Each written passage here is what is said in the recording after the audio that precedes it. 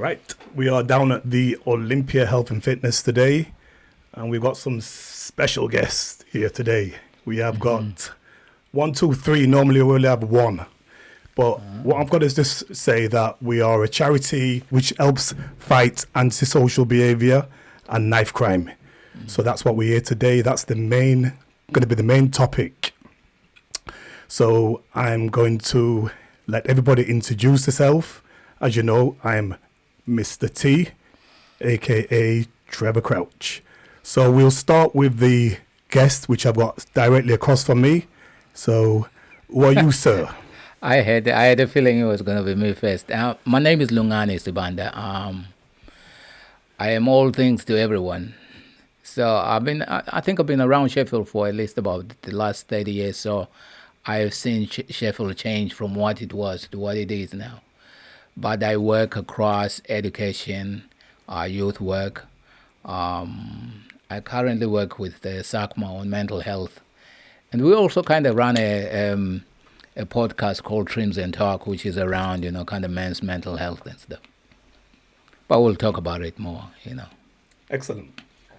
So, yes, excellent. So, and to your left, we've got another young man. Your left, your to my right, your left. Oh, right, my left. Right. My left. Okay.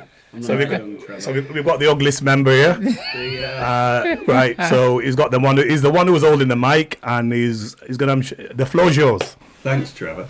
I'm Gareth, as you know. So Gareth Irwin. I help Trevor's charity, I suppose, with funding and helping get money in to run the projects around antisocial behaviour and knife crime and getting young people off the street and into the gym for mentorship and under Trevor's wing, sort of moving away from criminal activities and towards more, productive futures. So previously, for a while, was the interim head of Sheffield City Council's Employment and Skills Service. So I used to commission large projects around sort of youth engagement, particularly supporting young people with some sort of pathway towards employment or training or skills. So I did that for sort of 20 years, and now I work sort of for myself and for charities like Trevor in terms of helping them grow and get money from government so they can do the good work they do and the projects they do. So yeah, I've been helping Trevor for about 1.5 years, 2 years now, really. So yeah, it's going well. Yeah, thank you very much. And with the next young man here, My name's Dr. Abdul. I'm a psychologist. But also I've been working with young people in Sheffield in highly deprived areas, in schools, in education, mainly within areas where there's a high level of black and ethnic minorities, and kind of including this area where we're at the moment, near the gym itself, working, mentoring and doing different things. And then later on I qualified as a psychologist. I'm also recently qualified as a personal trainer as well, level 3. So kind of that's the recent qualification I've got. So. I like that. Yeah, so excellent. So, right, so we're going to come back to you now, young man, right? Young man. Yeah. Young man. let me tell you, when you are over your 50s, young doesn't really compute. Never call yourself old because it releases something in your brain. That's what I'm saying. I didn't say I was old. That tells you that you're old and you start to feel old. So I'm a young man as well. So what's going on? What is happening out there on the street? My God, there's that much. Where do we start? A few weeks ago, you want to start there? There's so much different ways we could go on this thing, but should we just start with what's been going on with the most recent headlines where people are being terrified to get out, to leave their houses? It's crazy, isn't it? It's the weird thing. We were talking about it at my office about how people are, for the first time in my life, because of the organization where I work. Usually, it's like many organizations never really talk about what's happening in their communities. We usually just brush a lot of things aside. But for the first time, I remember sitting in a team meeting and we were talking about how this made us feel, the kerfuffle in the community. And people were being frank about the fact that they were afraid. For the first time, people were afraid, and I think maybe it's the nature of the way things are since the pandemic, since the lockdown. People are more open in terms of speaking about how they feel. And this is the first time I have had people say, you know what, we are afraid, we are uncomfortable. We're probably thinking of ways how things can change, you know what I'm saying?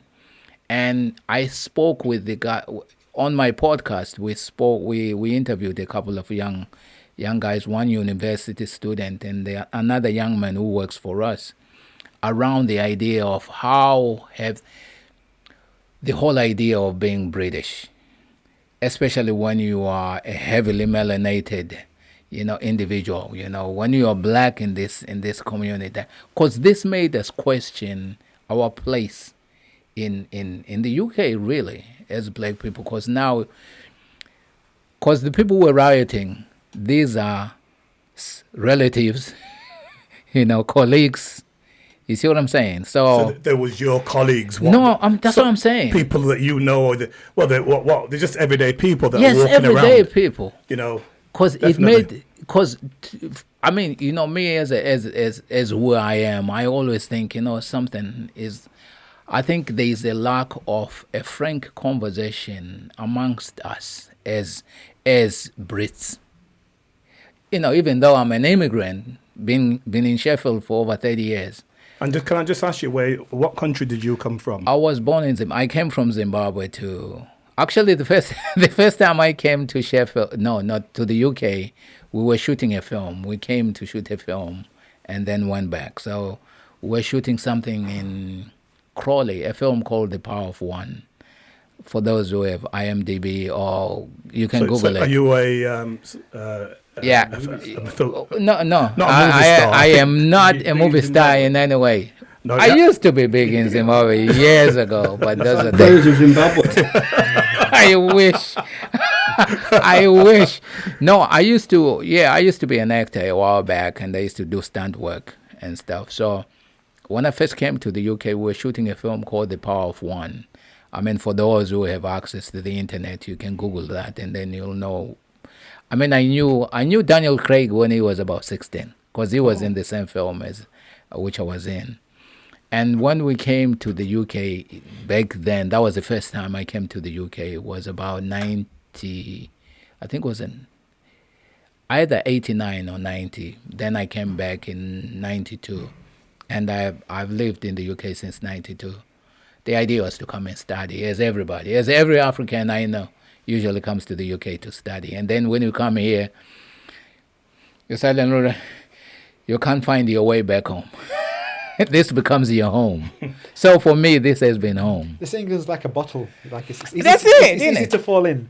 But that's then once you're in, it's hard to come out. Exactly. It's really hard to come out. You get used to this bottom of this bottle, and there's also the incident with the rats, isn't there, where they put food in the bottle and the rats jump in, they eat this food, they can't jump out. They can't jump out. And for me, that was the thing. It's like Sheffield has been, because we were colonized by the Brits back in Zimbabwe, so being in the UK wasn't anything new.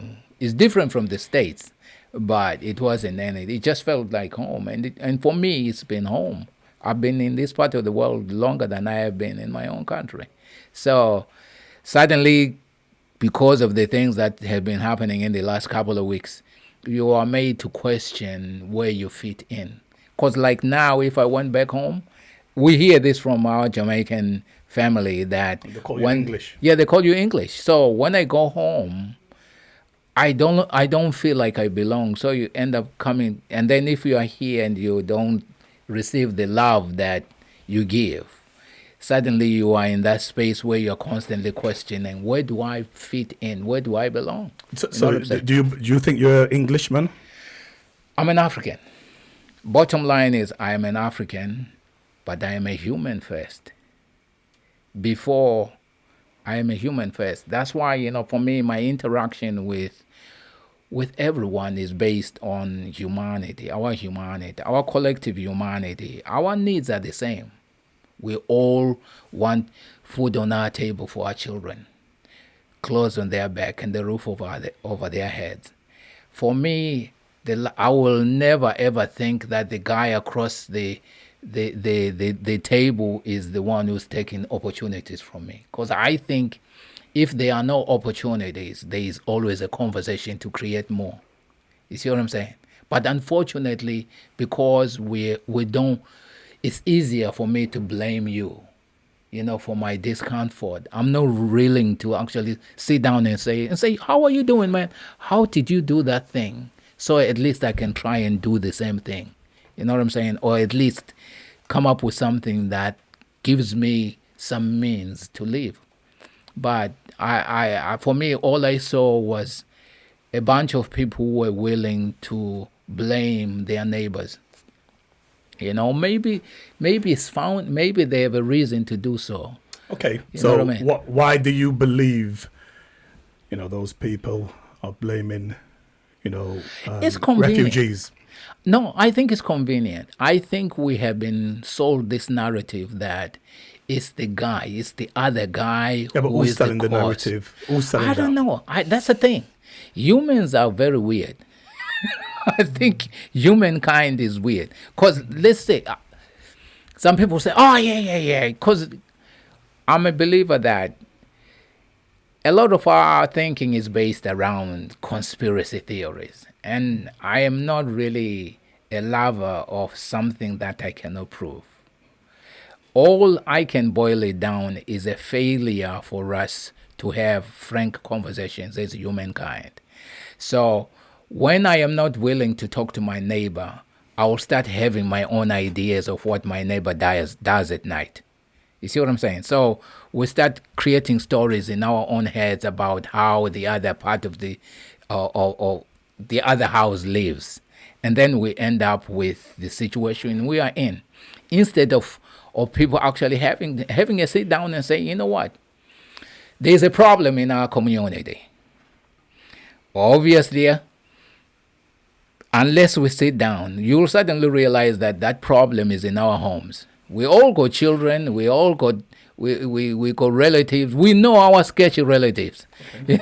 You know what I'm saying? We always do. So, but we are never willing to sit down and say, okay, we have a problem in the community. How can we sit around and figure out a way to actually deal with the problem? Before we go into the community, yeah, do you think the government's got anything to do with what they're spinning? Let me tell you, my whole take of the government is that whether we like it or not, we will always have a government. We will have somebody in charge of stuff. But this is the thing. I think sometimes we look towards the government too much to a point that we end up absolving ourselves of our responsibility as citizens. If you look at it in the grand scheme of things, the government was always there to serve us. We came up with the idea of a government to govern things for us whilst we did life.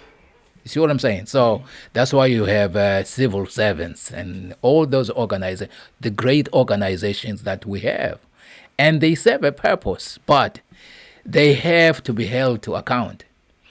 Unfortunately, we are part of I think our generation does not hold those in power to account. We worship them. You see what I'm saying? Mm-hmm. We worship them instead of actually saying, your job, you are the prime minister of this place. Do what your job says you should do. We don't do that. And that's the problem. So part of the blame is on us. And when we suddenly realize that you have a duty as a citizen to actually make sure that the community in which you live is your responsibility, you'll start looking at things different. I will never blame the government for anything because the government will always do what the government does. The government, I don't understand everything they do. Okay. You see what I'm saying? I understand what you're saying. That's my point. But let me just throw a name at you. Go on.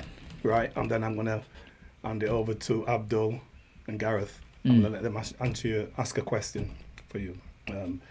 Nigel Farage. I think he's a conflicted gentleman. I think Nigel Farage has basically built his own brand on dividing people Of course. and coming with narratives that don't serve any purpose. But unfortunately, there is a subsection of our communities that basically entertain his kind of thing that he comes up with because it serves them. Because remember, I mean, like we are population of what, 66 million in this country, or 6 million, or whatever population we are in this country. 70 million people. Yeah, about in 70 the UK. in the UK. So Yeah. a while back it was 66 million. So 70 million. We are a population of 70 million. Obviously, within that 70 million, there are some people basically who are negative. That's it. They're negative, or they have a narrative that doesn't really compute with, let's say, the rest of the majority of this country. There are some people, those who sell hate, because let me tell you, hate has a following. You see what I'm saying? There's a following. And I think Nigel Farage has a way of, he appeals to a subsection of our country that really, well, people are people. That's all I can say. And I think Nigel Farage has his own place. Okay. You know what I'm saying? And then one of the things I'd like to ask you, so you came here with a passport. Yeah. You came through customs, right? This is what I keep hearing. So do you believe it's a problem? I keep hearing about these boats. The first time I heard about the boats, as they called it, was from Rishi Sunak. He kept mentioning, stop the boats. The boats. The boats, the boats. That's all I kept hearing. So do you think that's a problem? Is that why British people are getting a bit fed up of what's going on when they keep hearing about the government saying stop the boats? But that's the thing. One thing, I mean, as a journalist, because my master's is in journalism, and I remember going to, it was a radio, like sort of like a radio lesson. And we were building these programs, for radio, and you suddenly find that these, they call it the wire in a way. I can't remember the exact term, but for every news bulletin you can build, you can find somebody to substantiate what it is that you're building. So if I'm talking about migrants or immigrants, I can always find somebody who is saying something about whether migrants are good or bad. And then I can use that in my narrative. You see what I'm saying? And I think one thing that the government, I won't say the government, I'll say media has done is when you hear something that sounds like it can sell, that's what they will push. Because if you listen to your news, probably tomorrow, you'll find what's on Radio 1, every radio station, there's a similarity. For me, I think it's lazy journalism. Lazy journalism basically means that I hear you say something and I say exactly what you're saying, because then I don't have to go out there and find what the story is. And also, me not finding what the story is, it means then I can just latch on to what everybody is saying. Because if I find my own story, then I'm different from everyone else. And I think we are afraid to be that guy who stands out because we are visible. And in this part of the world, when you are visible, you are the guy they target. And now to say to people, it's the boats, for me, I think it's convenient. When we look at it, when we look at the colonial project, there was a lot that happened because of that very thing. And the very countries that are coming here, or those people who are coming in boats, you suddenly find that, either Britain has been messing around with their infrastructure for years. You know what I'm saying? But nobody's saying that. All we are seeing is the aftermath of that. Look at what happened in '48. When people came, in the Windrush. People came here because they were invited. But then when it was convenient, years later, people are being sent back home, under subterfuge without really, kind of being frank about what's going on. You see what I'm saying? So this is a part of the world that will do a lot of crazy stuff. And when they are held to account, that's when suddenly you see people kind of trying to duck and dive. But unfortunately, I think in everything that is happening in our world today, you will always find either the hand of the Americas or the Brits. But who's counting? Because these are the same guys who've been running a lot of things that are happening in our world. But we are human. That's all I can come up to. Humans will always do crazy stuff. Okay, so Dr. Abdul, would you like to ask him anything? I've been talking too much, man. Lord. Ask him anything before we move on, because we'll after this going to move on to something I'm going to really look forward to. The problems. How would you say some of the solutions? I think for me, as a communication person, I worked in communications, and I think it's about that the conversations we have. Because let me tell you something. Our kids, look at our kids. Our kids, the classroom now is gone are the days where you were the only black guy in a white school. Now you find all kind of races in the school. And if we are working towards a world that basically embraces everybody, we will have to do better. Because let me tell you, the narrative that we are working on now, for me, I think is dangerous for this other generation that's coming up, because we are still sowing the same divisive narrative that we have been doing for years. To say that the guy who looks different from me is the problem. I think for me the solution is having frank conversation, uncomfortable but frank conversations across people who believe different from us. Let me tell you, hanging around with people who look like yourself, for me, is boring. Let me tell you, I went back home. I went back home to see my mother after many years of not seeing her. I sat in a room with my siblings. After 4 days, I wanted to come back. You know what I'm saying? Because the conversation is always the same. The problems are always the same. The blame goes to the same people. There's nothing new. But then when I'm around my guys at the gym, Omar from Pakistan, I've got Adrian who lives between here and Switzerland, I've got a variety of people from different communities. I've got Ezra, who was born here with Dominican roots. You see where I'm getting with this thing? For me, those conversations are more interesting because these are people who have a different worldview. And unfortunately, what we are doing is we're thinking that people with a different worldview are the problem. Because I would rather sit down with you, Abdul, and Trevor and you, because you guys bring into my wealth of into my experience something that's different. You see what I'm saying? Mm.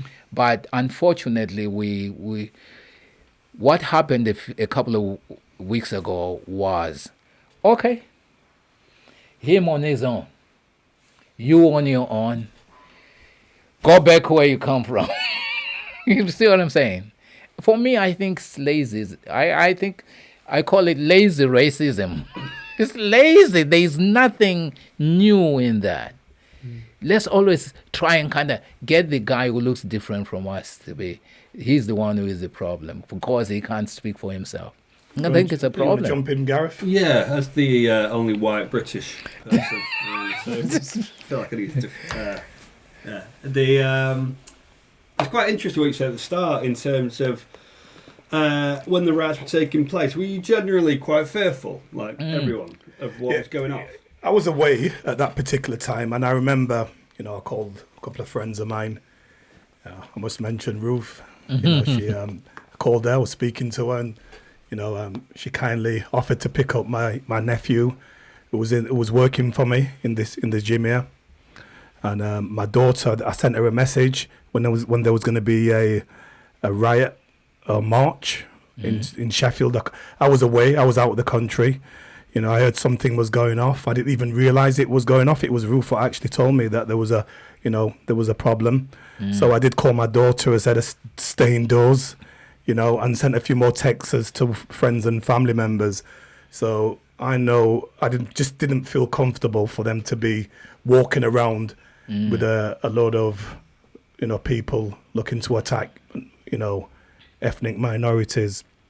And I did receive a video as well of a young man that was walking through a park, a young black guy, and he was attacked by a load of, 50 white guys. And I thought, bloody hell, I don't want that to happen to my nephew while he's working for me.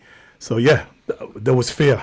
I mean, and I think Abdul, he mentioned this as well to friends. Yeah, so basically I go to a local mosque not far from here. And I wouldn't see people for like weeks, and recently they've started to appear. And I was like, oh, where did you go? Did you go away somewhere? Have you been abroad? They said, no, we've been at home. I said, what do you mean you've been at home? They said, because we didn't want to go out because of the problems. So some people have really kind of socially isolated themselves due to these problems, and then really taken it on in terms of fear, and have not wanted to even leave their homes, even to go shopping. I said, well, what about your shopping? They said, well, we used to order it in, order what they needed from the supermarket, ordering things online, ordering food in online, so it's really scary for some people. Some people have found it really difficult to come out and have not felt empowered, not felt confident enough to come out. There've been a lot of scares in the community. So, for example, there were times where they'd say, don't go to the mosque at this time because, there's going to be an attack, or there's people are gathering in this area near to the mosque, and, who are going to be, kind of possibly a threat to you, but for some people with higher confidence and higher levels, that they would still go out. But for those that were less confident, and it's about empowering those people, they found it really hard to go out. Recently there's been security at the mosque as well, so kind of 2 security guards at each mosque, I believe, in Sheffield, kind of 24 hours a day, so kind of two security guards, just to help to those people to feel a bit more secure when they're in the mosque. But at the same time, those people need to be empowered individually, rather than put in some kind of security in there, which does maybe help some people feel a bit more secure. But at the same time, coming out of their house physically and getting to the mosque is a struggle for some people. I find it interesting, because obviously from a white British perspective, from our culture, the people who took part in the riots, the white, the people, they we know those people. You have people in and you'll know them too. They're just idiots. And it's like you were saying. It's the same as like if you go to a football. If there's 30,000 people in a football stadium, there might end up being some trouble, and that trouble might be caused by 20 people. And it's equivalent with this, is that you've got a stadium of 30,000 people, 20 people cause trouble, but they make a big noise and they make a big ripple. As I say, from a white perspective, it's, I wouldn't say we're necessarily fearful, because we are used to that kind of mentality being very ingrained in our culture, that those working class, disenfranchised white people, for whatever reason, will point at anything that is different, anything that is not part of them and their tribe, and it is tribal, going back to our pagan Irish roots, etc. Anything that isn't part of us, as we would see it, for very small-minded people, it can be a threat, and the only way they know to respond to that threat is by violence and intimidation. But it is, I think it's something that I'm used to it. I'm used to seeing that sort of behaviour. I'm used to seeing those people. Those people. To give them a wide berth. But when they come together, caused by social media and things now. So if you think back at the football hooliganism, big, in the 80s, the big football hooliganism times, people got together. It was all, hearsay and what was going to happen when. Nowadays, through social media, these people are very much connected, and they can band together in bigger groups, and then they get people like Tommy Robinson, who, much like Farage, or much worse than Farage, I'd say, strikes that chord of that very sort of simplistic English sort of British thing, whatever that is, I don't know, but this thing that everything else out there is different, everything out there is wrong. And for all my problems in life, it's all caused by that. But then on the flip side of that, you've got a simple problem. The riots, in my mind, would have been stopped straight away if you closed the pubs.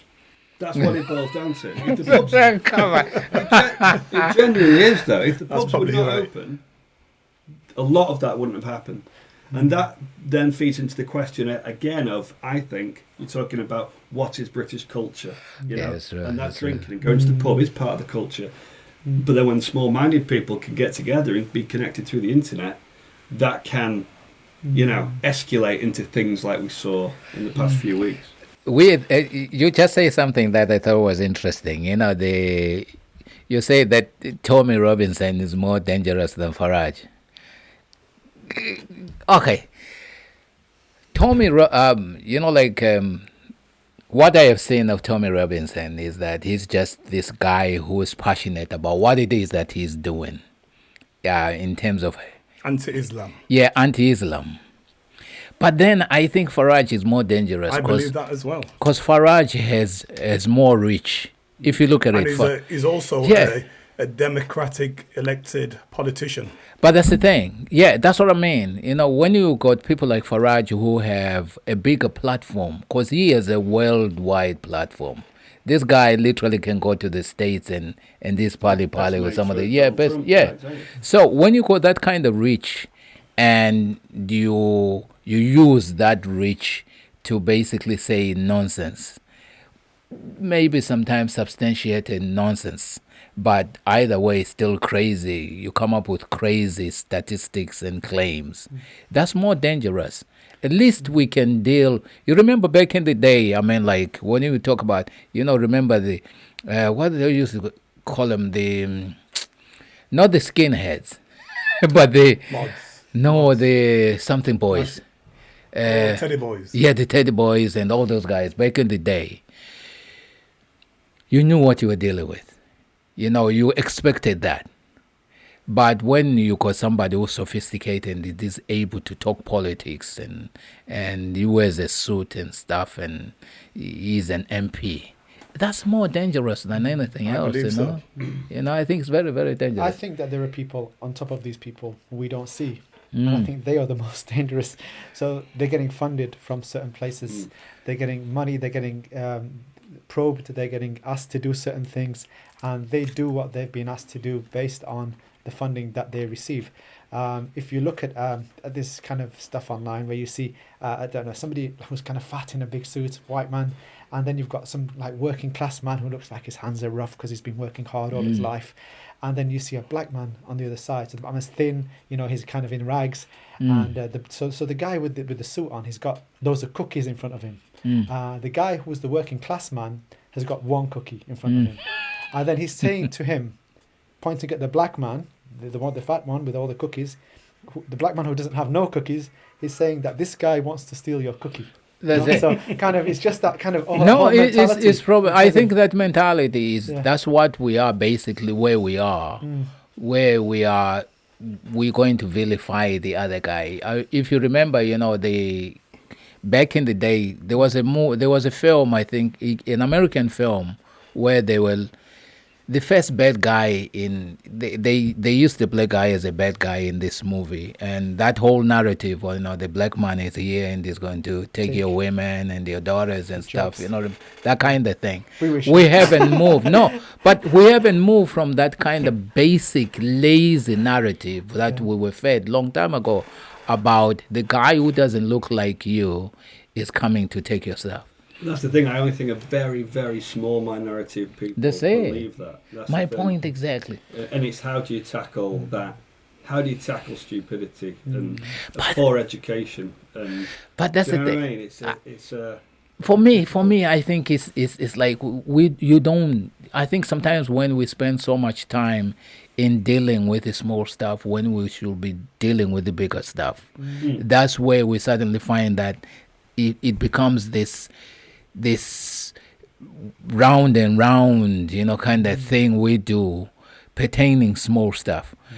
we have stopped. During that time, we stopped to build. We have stopped building. We have stopped actually bringing out things that actually benefit the community. Because if you look like what's happening in government at the moment, when Keir Starmer came into his prime ministry, he spent a long time just trying to squash that. So a lot of his energy was around that, unless it was a narrative that they wanted to start with. But for me, I thought a lot of time is being wasted doing the mundane. The communities could have literally dealt with that. Look at what happened in Birmingham or in London when they were here. They heard that the riots were coming. People banded together and said, no, we're not having that.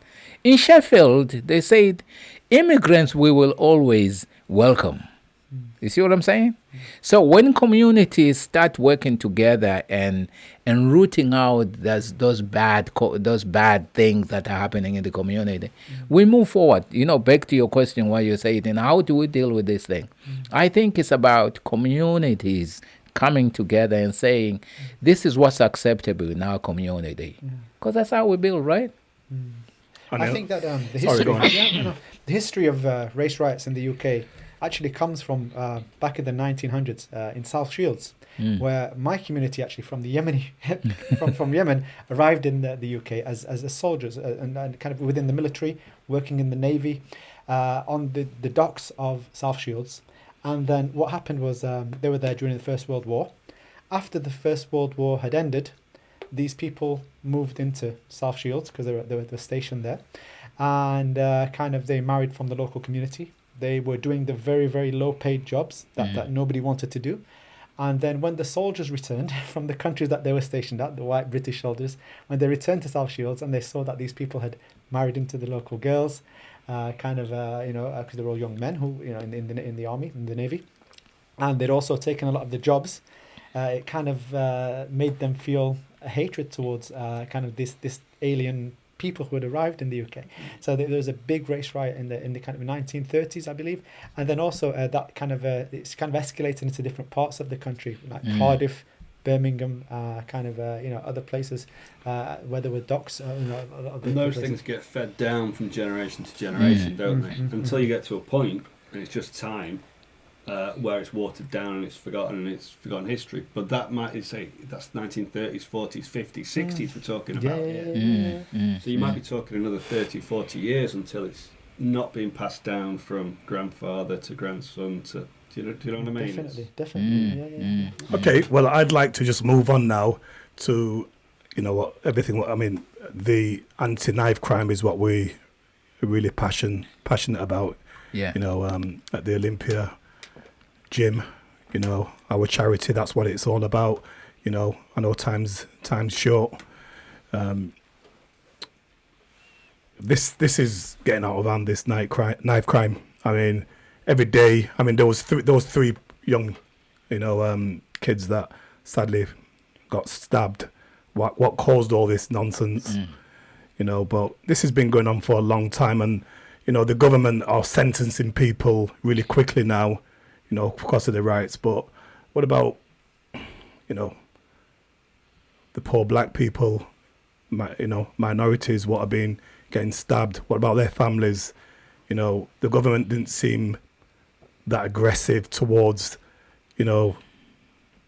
people then. This has been going on a while, and it's not stopping. It's getting worse. So what's going on with that? You tell me.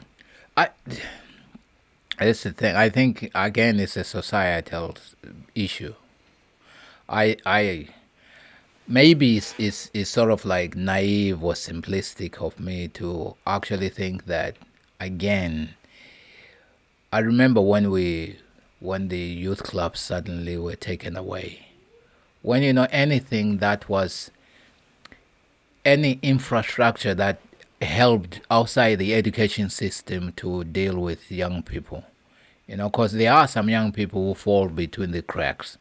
Those who don't, kind of subscribe to the education system and who haven't got the opportunity to either go to either college or university. What do we do with those? Like those young people who basically find themselves out there on the street. Because let me tell you, is when you are constantly being told that to be fearful, young people will carry a knife. They will carry a weapon. Because that's what my children tell me. That, like these are people, it's just fear. When you are being sold fear on a day-to-day basis, you'll try and figure out a way to actually protect yourself. And I think that's where we are. So are you saying that possibly some people actually carry knives maybe to defend themselves against the difficulties that are going on the street? I don't know, kind of, or because they feel so worried about what's going on in the street. Do you think that it might cause people who would be less likely to do knife crime to be carrying knives in the first place, which could lead to further? I don't know. That's the thing. You remember there is a saying, an eye for an eye leaves the world blind. That idea of just because somebody did something to me, therefore I have to do it back to them. And unfortunately, I think because we are, like I was saying, we have been fed this idea of fear from an early age. No wonder why our children are going around carrying knives. And yeah, but this is the majority of black children, like the young child, I think he got killed in Birmingham yesterday. Yeah. This seems to be a black problem. So why they're not doing it in Forward? And it's not just black people; it's also in the Asian. Yeah. When I say black, I mean I'm including the ethnic black and Asian, where this is they're not stabbing each other in, the more affluent areas. It seems to be in the deprived area. I know that Gareth, I think he wants to jump in. He did mention something early on about he thinks it's something. And you want to tell him what you think it might be? I think it's a poverty thing.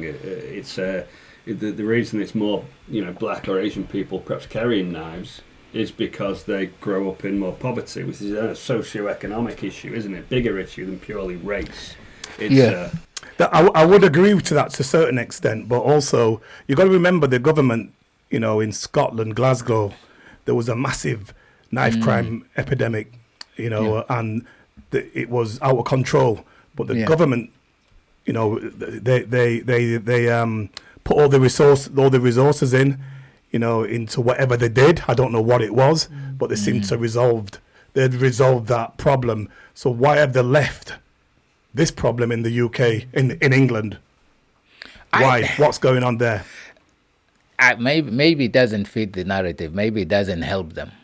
So they're happy to see young children, and they are young children, killing each other. Killing each other, yeah. And now it's also spilling out to, as you said, those 3 little kids that sadly got stabbed and got killed. Leading to the riots.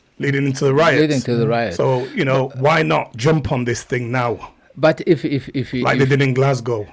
If you remember, when we were speaking about the boats, when you talk about the boats so much, you are it's ingrained in people's psyche that the immigrants are the problem. I think not just that, they're saying that these people are coming over on the boats. Yes. And they're getting everything. Yes. So they're staying in these nice hotels. They're getting their bills paid for them. They're getting their clothing paid for. They're getting food. They're getting everything from we could say our government. Yeah. But then you've got people who are elderly in our community. I've seen a recent photo of older women, white British women, like on a boat trying to come into England because they want to have they want to have heating this winter. Yeah. And because a lot of them are in poverty and they're in a situation which is understandable really, where they can't afford to even put on their heating. A lot of the old people in this country. For me, I think why, to your question about why isn't the government doing more, especially when it comes to the black and brown people of us stabbing each other and stuff, because it doesn't benefit them. I really think so. I think it's as simplistic as that. Because if we're killing each other, then they don't have to kill us. So that's your views. Yeah, I think it's as simple as that. Because really, like when people talk about, the education to the prison pipeline, there's this drive to actually make sure that more of us are in prison. More of us are incarcerated so that we are not a problem to anybody else. Excellent. So slavery hasn't really ended. Okay. Yeah. What do you think on that one, Abdul? Myself, well, if somebody's dead, they don't cost anybody anything, do they? That's it. Because they're dead. You know, so Yeah, but it's, why is there a problem in the Yemeni community? And I'm aware of it because I've mentored some of the Yemeni community. Pakistani, Muslim is A lot of happening Muslims, more and more. I think it's Pakistanis. very much glorified on so I don't know, kind of media now, isn't it? It When, is- when we were young, we'd see yeah, the but that- person with the knife, he'd be the bad guy. You understand Yeah. what I mean? But now it's like, you know, gangster culture, this and that. You know, So you blame in the music.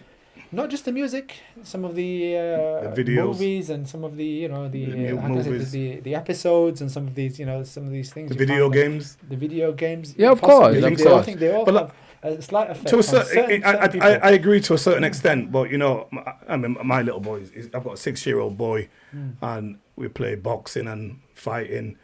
I'm sure he's not going to go out and pick up a knife and stab somebody after No, that's we're playing boxing a or few fighting. games. But is he watching kind of, I don't know, kind of certain series from Netflix where knife crime and drugs and is the. I love watching gangster movies, but I don't want to But be a gangster. do you let your son watch those? You know, Pardon? is your son watching those with you? No, my son wouldn't watch those because he's obviously Exactly. 200. You know, he's, you know, How old is he now? you know, I've got 2 boys. I've got a boy at 12, Yeah. and I've got a little boy at 6, as I said. But So would the 12-year-old be watching those gangster movies? no, not really. No. But some do. This is what I'm saying to you. Some do. Some are growing up with that. Some are seeing that. So you from a think young that's age. down to parenting? I think it has to parenting do is with the that. problem. Then that's what you're saying. It all begins at home, bro. Society, there's home, a lot of things. They might go outside, they might see, you know, it might be a really good family, but as soon as they're on the streets, everything around them, it just comes to them. You know, so it could be a lot of things, really. What do you think, Gareth? I think it's a similar issue to what we were talking about around the riots. Really,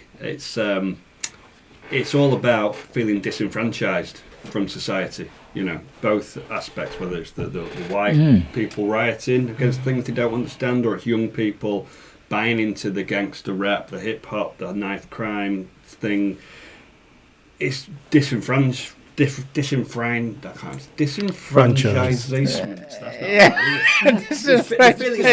The feeling of being disenfranchised, that there isn't something for them. Society is not for them. They are not part of something. Things are changing.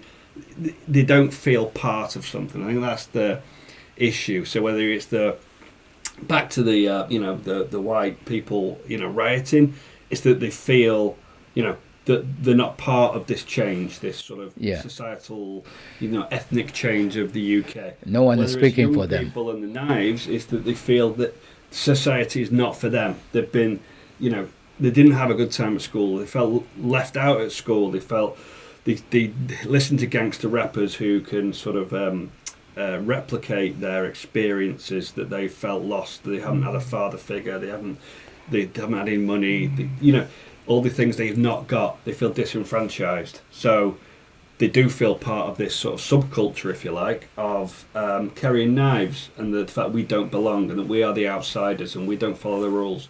The two things are connected, all to people feeling, I think, quite disenfranchised in the UK at the moment. And this is one of the reasons why we set our charity up, you know, and we've had a, you know, massive success story with these, you know, quite a few people. We've been running for the last few years now.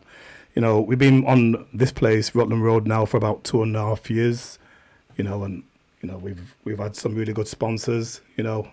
We'll put them in the link after, they'll pop up on the screen. And, you know, what we do in the gym, we get them doing boxing, we get them weight training with a coach, you know, we get them talking in groups, you know, like, you know, just talk to the young people. That's all we do. You know, this young man, I mean, this guy's a psychologist. Well, I'm not a psychologist, but we do get special speakers in, people who have lived that life, including myself, you know. I've had a colourful experience, and I tell them and try to show them the pitfalls, because I just show them it's quite simple. You know, like earlier on when one of them came in, he was sat down, a young lady walked in. So I don't know if you heard what I said to him. What did I say to you? You have to give your seat up. You know, I'm teaching them old-fashioned values. Yes, you know, I show them to say, please, thank you. Because some of them don't know. No, they don't. Simple things like that. So I do believe it's a lot of what's going on at home. They're not getting taught the basic things. And within the gym, we you know, put your weights away. Don't disrespect the equipment. You know, we help them with jobs. If anybody wants to do a business, You know, we get in contact. We've got some links where we try, and some of them are very, very clever. You know, we've helped them get, you know, start the businesses up. You know, so this is where we need funding, and there needs to be a lot more of these centres around the country. Yeah, We're only just one, and since in the last few years we've mentored numerous amount of people. I don't even know how many. You know, we've got an after school club, so we're starting even younger. We're getting them in from 3 o'clock till 6. We're mentoring them. We're helping them with play pool. There's a games room. There's an old-fashioned vibe about what we used to have, like a youth club. You know, so that's what we're doing at the Olympia Health and Fitness. Getting them off the street. No, but that's it. Teaching them respect and manners. You know, that's what we're doing. And if there's any attitude, they leave the building. We don't allow any attitude.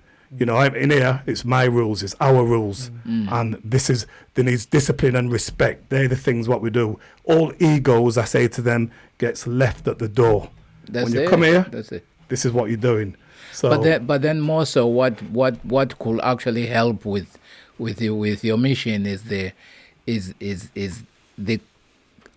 community taking that kind of mantle and running with it, because remember they will only be here for a few hours when they go out there. So maybe working with parents, working with guardians, working with schools, working with all those people to say, you know what, maybe it's about going back to the basic value systems, making sure that you respect other people's property.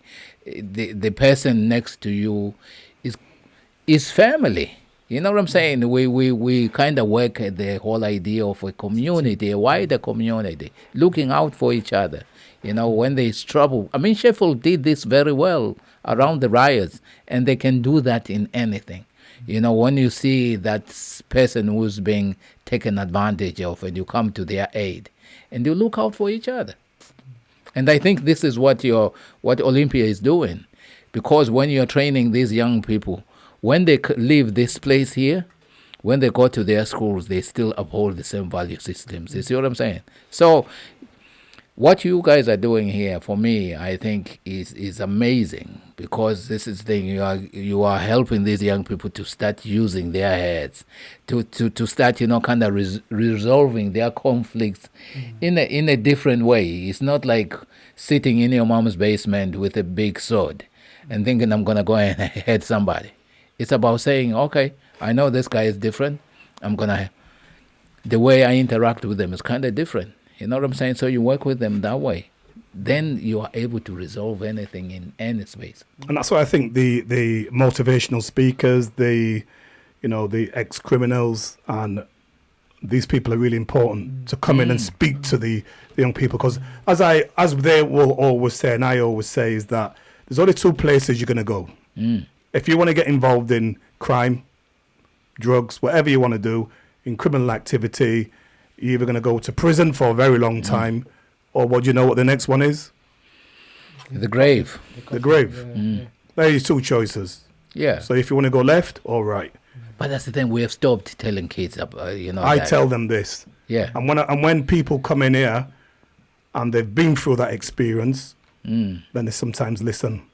When you've got a lady in an office, in probation, who's never lived that life, tell them to be a good boy, do you think that works? You know, we've got the teacher going back to a middle-class life, driving a big fancy car. They haven't got a clue. And these people don't relate, especially as a black man. There is very few black role models.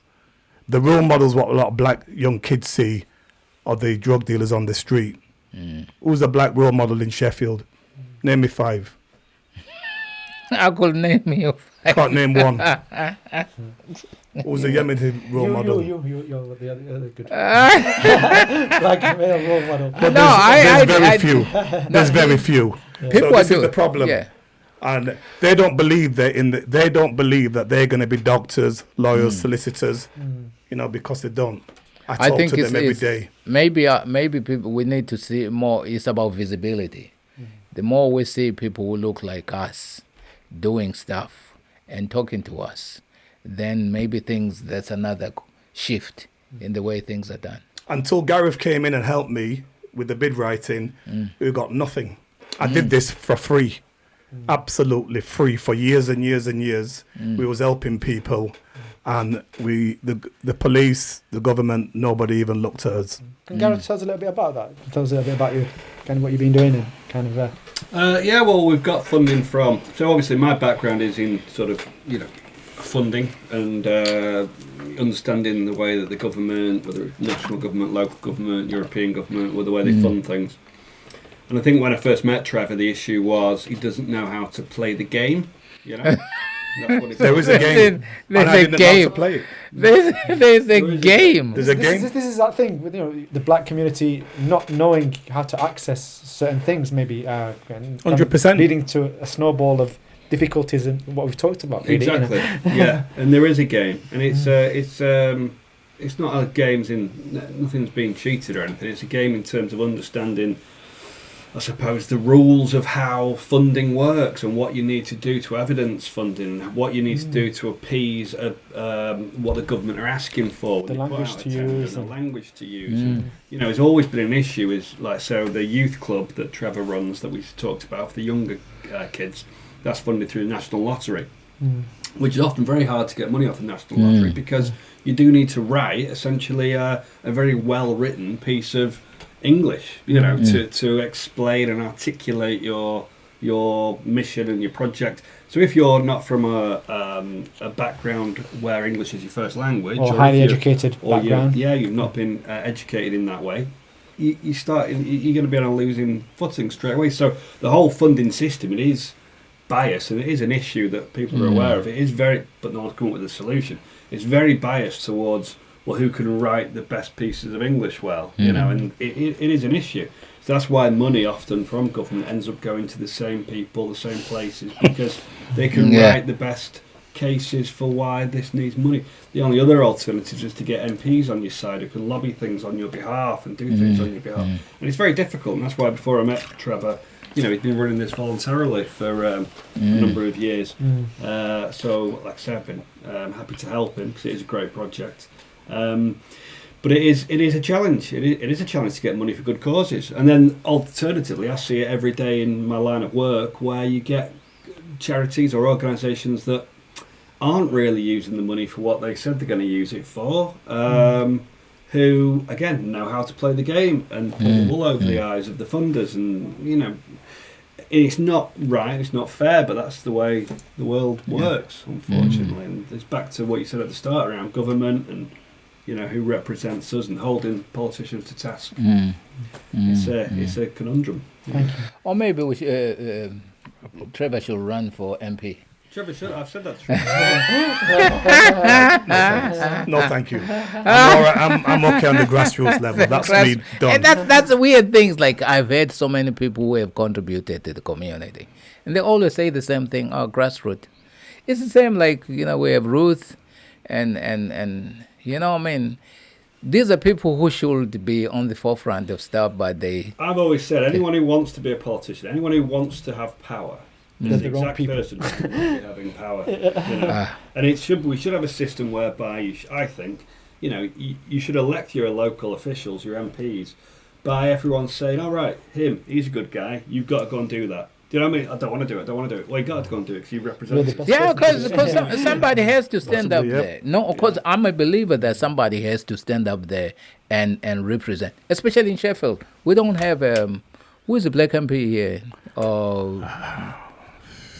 No, I think there's or councillor. Black and Asian. There's Ibtisam, isn't there? I've seen a couple of Asian MPs, but I don't know a black one. And as you said, I think we're definitely underrepresented. Yeah, maybe this is about time that they had a new rethink, because then it means then you represent the issues of. Because I think what's lacking is that representation. Yeah. People from our community coming to the table and saying, these are the issues we have. Right. Okay, so we are going to wrap up now. So I just want to say a massive thank you very much to the full panel. It's been very interesting today, and, enough respect, and, appreciate it. So I have nothing more to say. Just that like and subscribe the Brutally Honest podcast channel. And I've got to big up Ruth sat over there. She's off the camera conveniently. She's definitely one of the ladies what really helps us a lot here. She doesn't want to put herself on camera. Good looking lady like that don't want to put herself on a camera. And Mr. Adam there, the producer. The producer. Definitely. So no, guys, thank you very much. No, thank you. Look forward to seeing you again. Bless. Thank you. Thank you.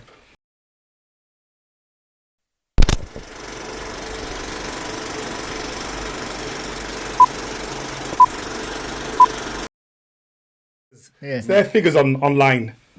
If me and you commit a crime, the same crime, more than likely, because of my size, I'm probably going to get 4 times as much. Probably. But you'll get 3 times. Yeah.